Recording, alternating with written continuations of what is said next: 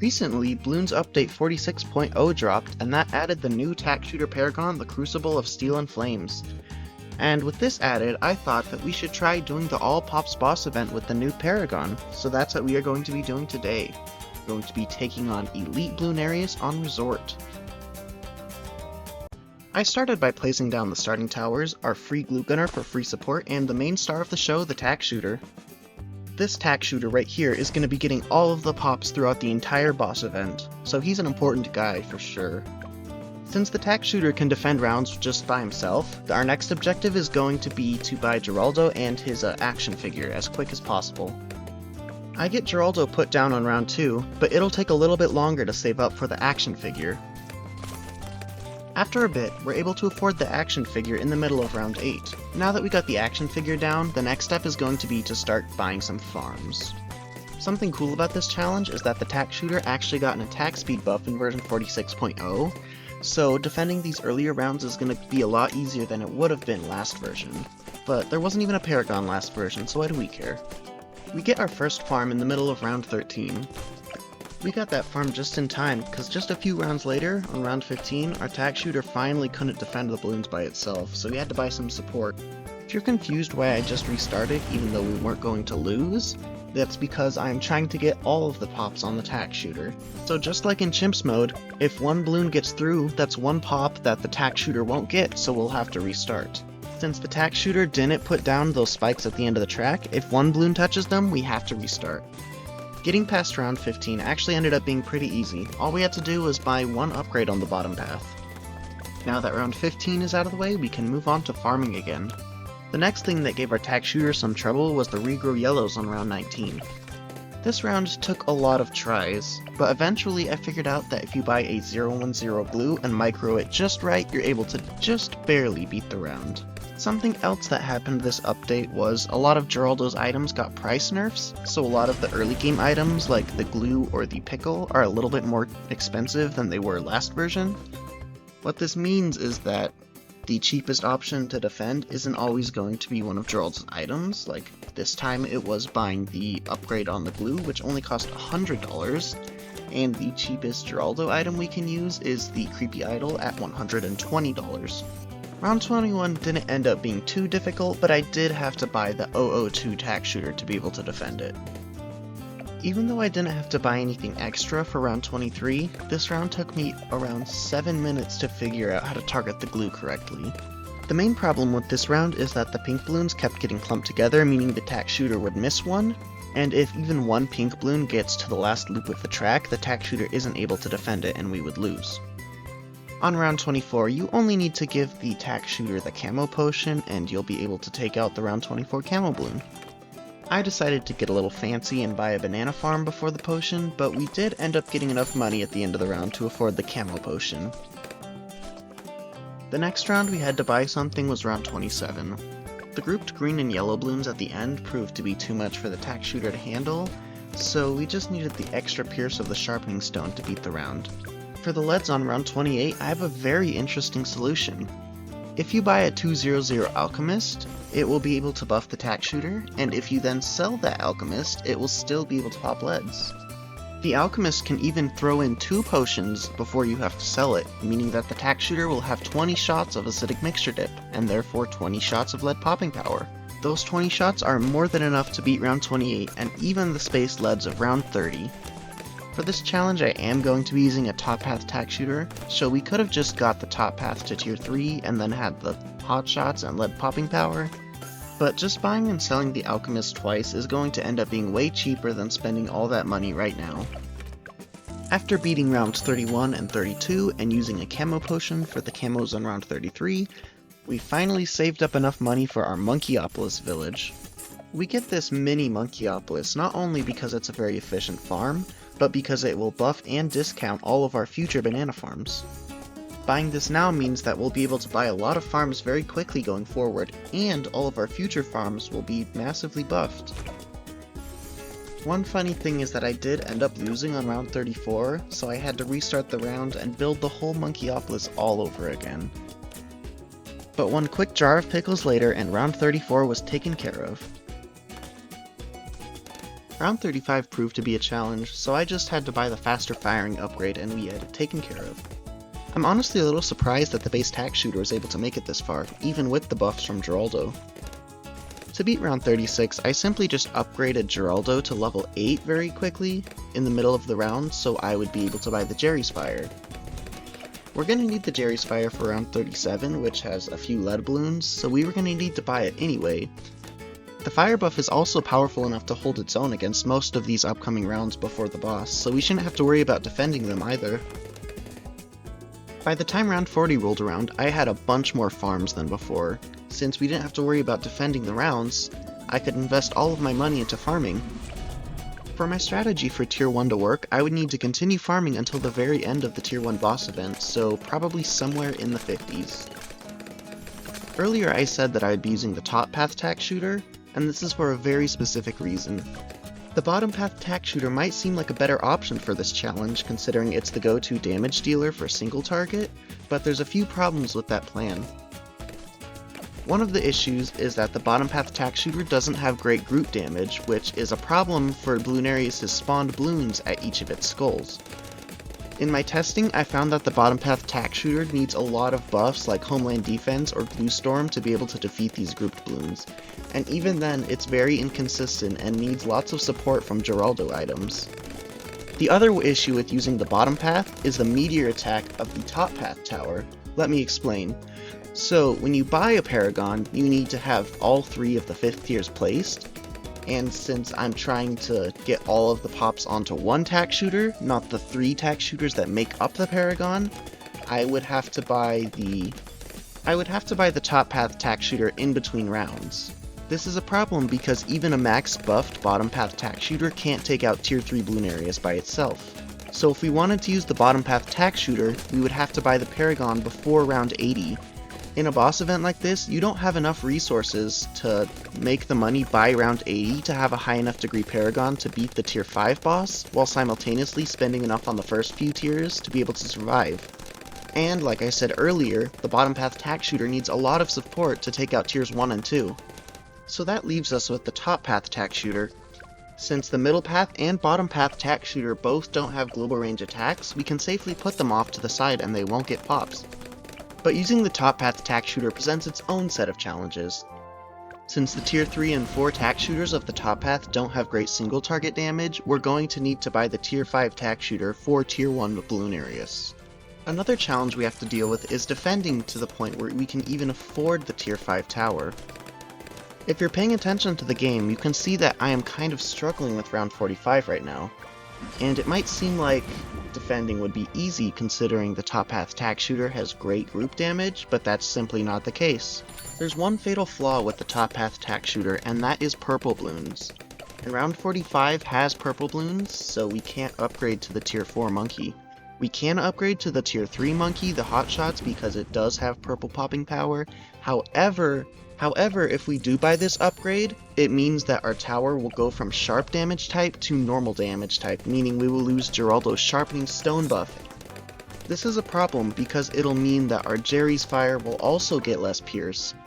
And that's a big issue considering Jerry's Fire right now is our main damage source. So for now, the highest upgrade we can get in our Tack Shooter is a 2nd tier upgrade. I made it work though. After a few tries, round 45 fell to some well-placed Geraldo items. The main issue with this round was the fact that the normal balloons and the Bloonarius boss itself were pierce capping our Jerry's Fire, meaning that the pink balloons that Bloonarius spawned were getting through. However, a combination of slowing down the pink balloons and stalling the rainbow balloons let us get through round 45 pretty easily. After defeating the camo regrow purples of round 48, there wouldn't be any more purple balloons until round 62, so that means that we're safe to buy the tier 4 Tack Shooter without having to worry about purple balloons. The tier 4 Ring of Fire tower defends pretty well on its own, so the losing the pierce on the Jerry's Fire won't be too consequential. I wasn't able to afford it right away, but the Tack Shooter was good enough by itself to defend the rest of 48, which let me afford the Ring of Fire pretty easily. After easily taking care of round 49 with our brand new Ring of Fire Tack Shooter, the time has finally come to upgrade to the Inferno Ring. By selling some of our bottom path farms, we can easily afford the Inferno Ring.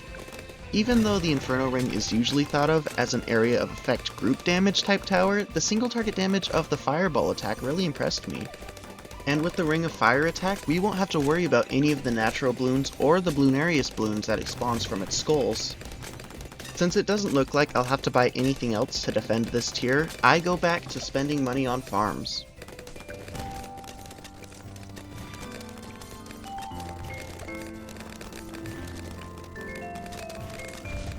In only a few rounds, Tier 1 Bloonarius was down. However, I did make the silly mistake of not giving my Tack Shooter camo detection, so we had to restart round 53. But after that, we were right as rain.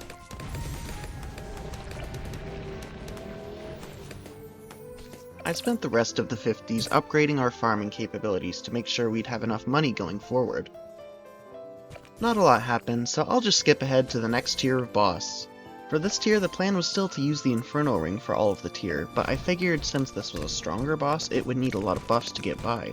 But I was actually really surprised by this thing's single target damage. Of course, I was expecting it to do well against the grouped bloons that the boss would spawn, but the meteor combined with just the base attack was doing pretty well against the boss itself. To take out Tier 2 Bloonarius, all I needed to add was a Call to Arms village. I didn't even need to go up to Homeland. During the boss, I kept trying to buy an Overclock Engineer to quickly buff my farm and then sell it, but since Bloonarius spawns a bunch of rainbow bloons every little bit, I wasn't able to get it down in time for it to buff the farm and not get pops, so I just abandoned that strategy pretty quickly.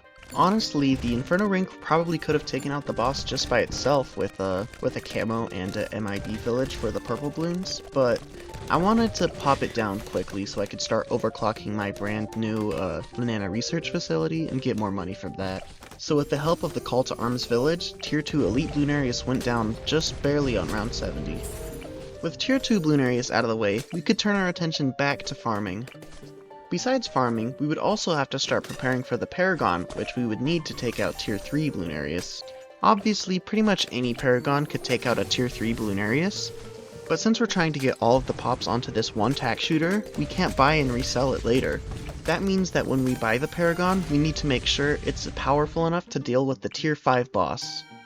To help make sure we get enough Paragon degrees, I went ahead and bought Geraldo level 20 on round 74. This way we could start stocking up on Paragon power totems. Once round 79 came along, I very quickly used a support Chinook to reposition the Tack Shooter to a more favorable position for the Paragon.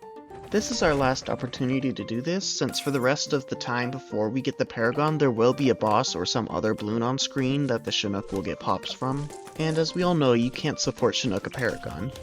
After that round was taken care of, the Tier 3 boss was finally here, but it wouldn't be time to get the Paragon just yet. By setting our Tack Shooter to last, the Fireball will hit the regular bloons instead of the boss, meaning that the normal rounds will go a lot quicker, and we can buy more Paragon totems and farm a lot harder. The Inferno Ring would be strong enough to deal with all of the normal bloons, so we didn't have to worry about defending. This meant that we could focus all of our money into Paragon totems and farming. After doing the math, I figured out that you would need $630,000 on top of the base cost of the Paragon to get a max degree from cash. That amount of money would be easily achievable with our current farming setup, but considering the fact that you have to spend about $30,000 on Paragon totems every round, that might make things a little trickier. Obviously, you'd want to go to as late of a round as possible to make sure you have all of the totems and the money that you'll need, but you don't want to buy the Paragon too late because then it'll take out the normal rounds too quickly. If you make it past round 99 and the Tier 3 boss is still alive, you lose no matter what. On this attempt, I decided to buy it on round 93 to play it safe, but something that I had forgotten about is the fact that the Tack Shooter Paragon actually doesn't have camo detection by default, so I ended up leaking to some DDTs. What really sucks about this is even if I were to restart the last round, I wouldn't be able to place down a sub without the sub itself getting pops, so that meant we had to restart all the way from round 80 just to prevent this one sub from getting a few pops. Since the Tack Paragon can't get buffs, we have to rely on decamo options to be able to take out the DDTs and other camo bloons. And the Submergent Support Submarine is pretty much the only decamo option that doesn't get pops itself. but its previous upgrades do, which means that we have to start round 80 with it submerged, and keep it that way all the way through the rest of the game. After a little bit more of farming and placing down totems, I was back to where I was before, but this time with the decamo sub. And this is where the story takes a dark turn. During the small window of time between having the Inferno Ring and purchasing the brand new Paragon, there was nothing attacking, and during that time, 2 balloons snuck through the exit. It would have been easy to correct this mistake. I could have bought the Paragon at a different time. I could have simply put down a glue from Geraldo. There were many things that I could have done. But unfortunately, I didn't notice this until I was editing the video. So am I gonna say that this is a failed challenge, and that it's void and has to be redone? Nope! It's not like this challenge has any official rules. It's a YouTube video. It's my YouTube video, and I get to pick whether or not I count it, so I'm gonna count it. It's not like I had a lapse in skill or knowledge, I just happened to not notice an easily avoidable problem at the time. I'm not just gonna throw away this whole challenge that has been perfectly executed up to this point just because of one simple mistake. And besides, it's not like me leaking those 2 balloons added an extra advantage later in the game.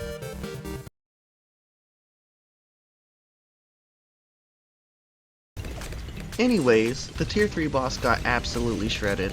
The decamo sub worked perfectly as intended, so we didn't have to worry about DDTs anymore, and the degree 76 Tack Shooter Paragon was more than enough to take out Elite Lunarius' measly 2 million HP. Now that we have a high degree Tack Paragon, it'll be smooth sailing for the next little bit. Tack Paragon will be more than enough to take care of the tier 4 boss, so there's not a lot to really talk about here. The tier 4 Elite Lunarius doesn't even make it to the first bend before we pop it. Even though the tier 5 Lunarius has 5 times the HP of this one, it's still a good indication of what's to come. So far, things are looking good.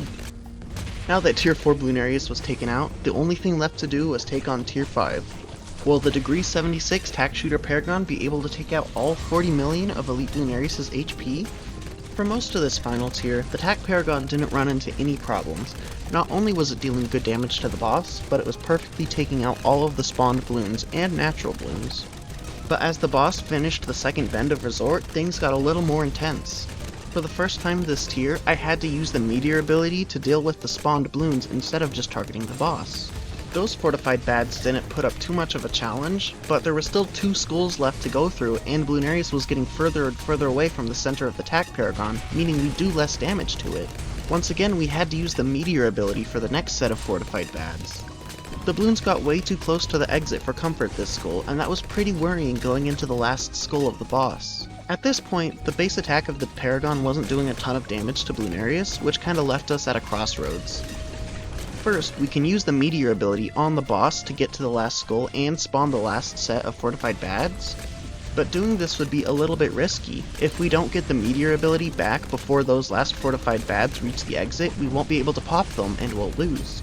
Because of this, I tried to do the last little bit of damage to the boss before the last skull just with the base attack. The other ability that's not the Meteor actually increases its range and area of effect, meaning that it can hit it from really far away. But unfortunately, I was just 22,000 HP away from the last skull when Lunarius exited the Tack Shooter's range. During this attempt, I used the Meteor ability to take out the last little bit of HP before the last skull, which, looking back on it, was kind of a silly thing to do.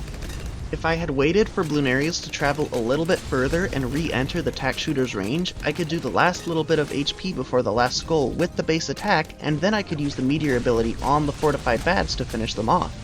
Because I failed this attempt, I restarted from round 120 and did exactly that. This time around, I also added a few relentless glue gunners to the back just to make sure that no balloons escaped. With all that set up, it was time for the rematch.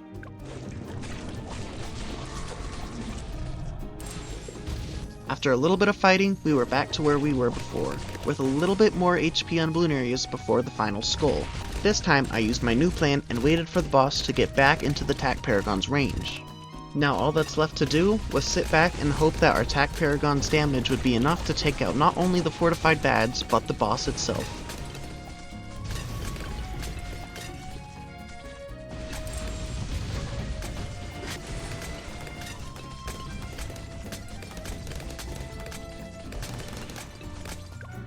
Well, we still lost, but it was a lot closer this time.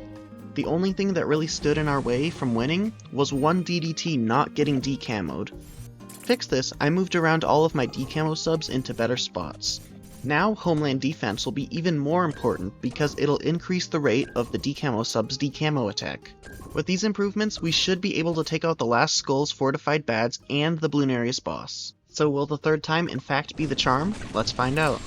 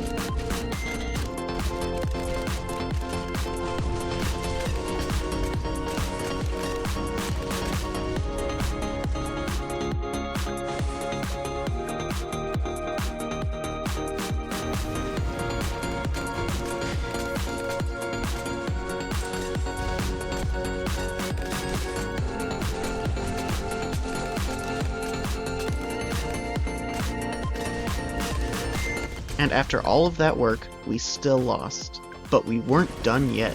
We did better than last time, and we did decamo all of the DDTs, so all that was left to deal with were the ZOMGs. Since the bottom path glue never gets pops if you don't buy the top cross path, we can buy as many relentless glues as we'll need to stall the ZOMGs, even if we buy them while the boss is active.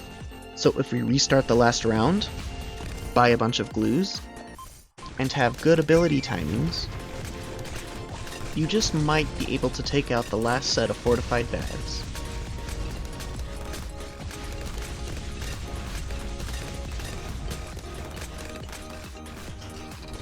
With those out of the way, all that's left to do is take out the last little bit of health on the Tier 5 Elite Bloonarius.